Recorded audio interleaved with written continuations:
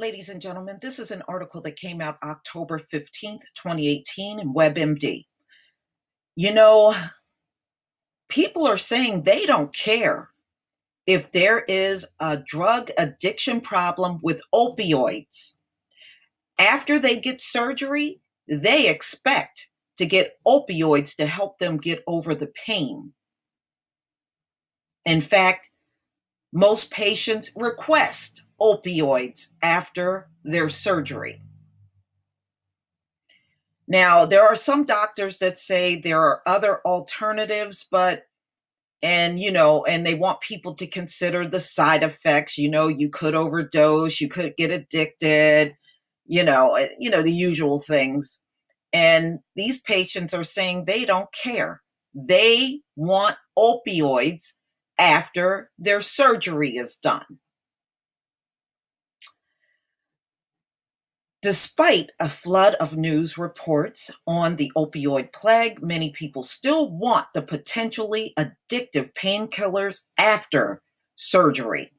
A new survey suggests the survey of more than 500 patients scheduled for surgery found that more than 3/4 expected to get opioids afterwards. Most also thought opioids were the best effective treatment for post-surgery pain. Experts said that while the drugs do ease pain in the short term, they're saying it's not the only option for these patients. But despite the fact that people hear about the side effects and everything, they don't care. They want the opioids. That's what they're telling their doctors. The drug can cause constipation, nausea, and vomiting, he said, which are not trivial matters, particularly for older people with medical conditions.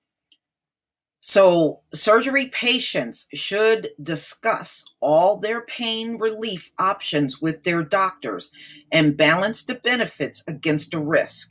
All right.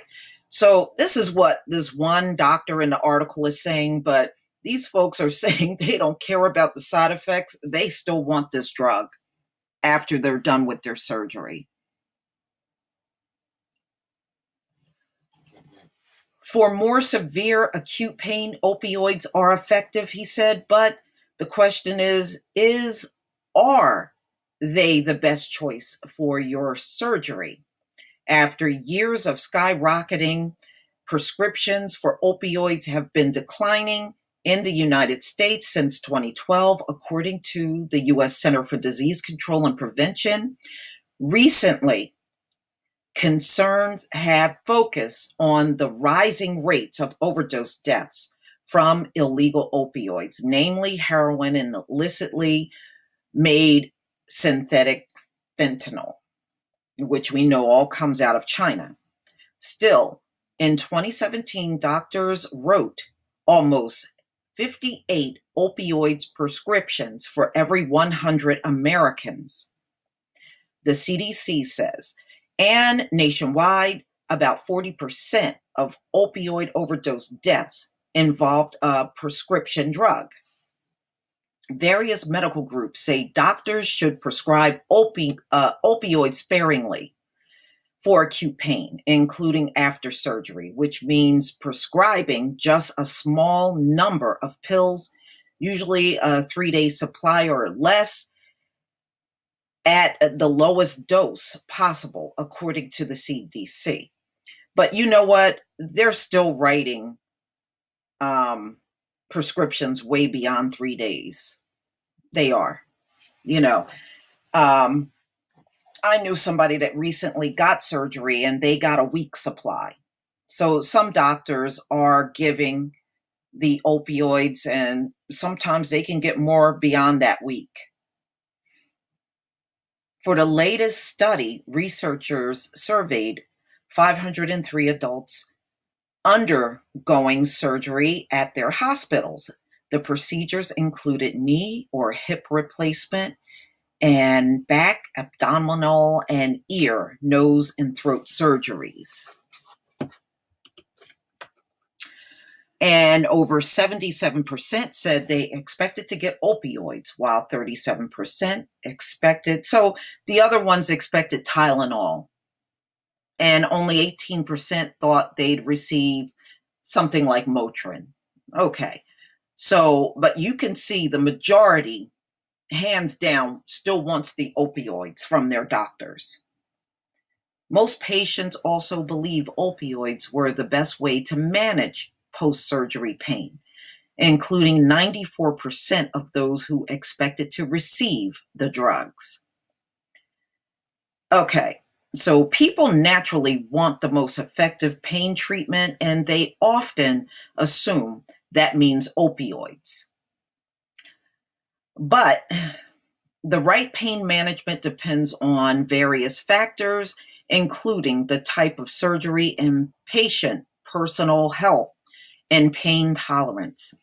Opioids might help for a short time after surgery in the hospital, according to Shaw. That's just a doctor. But ideally, he said, patients should be discharged with other pain relief plans. The second study presented at the meeting found that when it came back to back surgery, patients on opioids seemed to fare worse.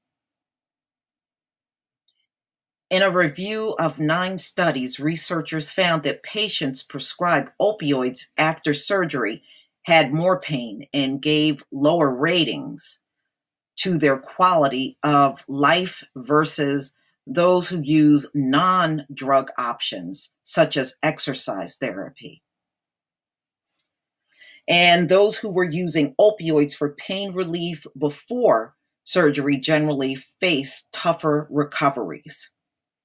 They tended to have a longer hospital stay after surgery and were more likely to be readmitted to the hospital compared with other patients.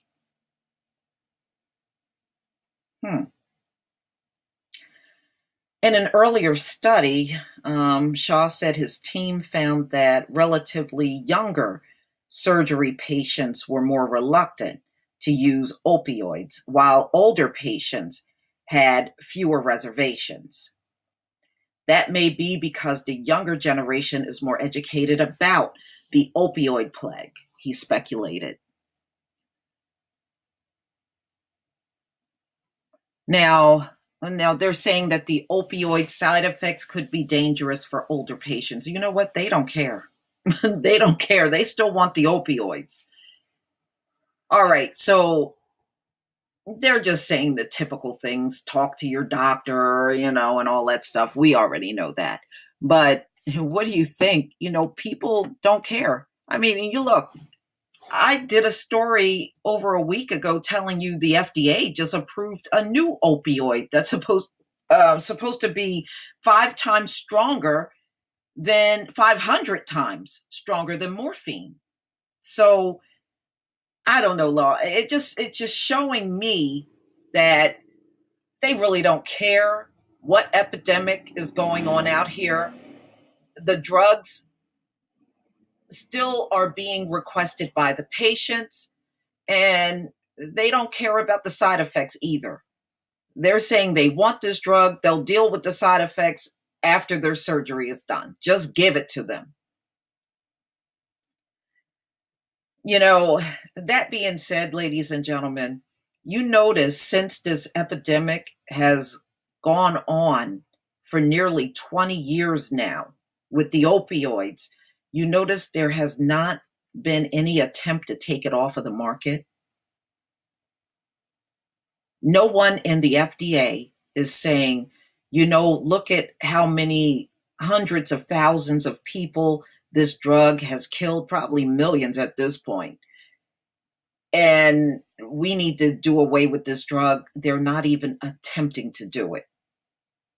So how do you say in one instance that opioids is a major plague in your country, and then on the other hand, you're still out here prescribing it?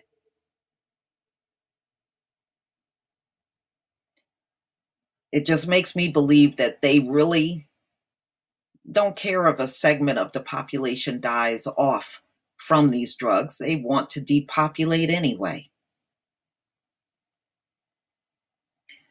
But please tell me what you think, ladies and gentlemen. Please leave your comment and subscribe. Don't forget to hit on the notification bell, and I'll see you on the next video. Peace, family.